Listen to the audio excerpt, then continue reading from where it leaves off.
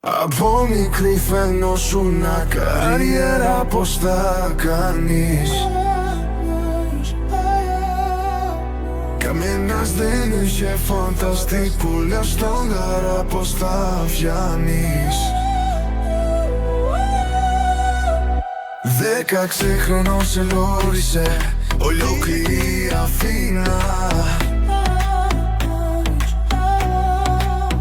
Και όταν εσύ μας έφυγες πεθάλαμε στην πείνα. 19 χρόνων κατέβηκες στις Κόστα και στις Πέτσες. Τορτιέσες όλο το νησί και γίναν όλοι φέτας.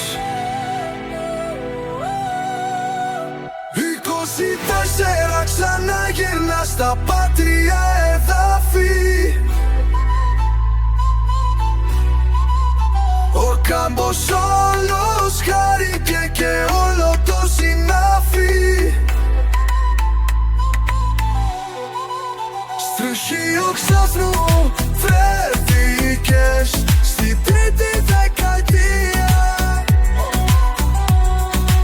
Στρατόπεδα δακρύσανε και ζήσουν η αιτία. 40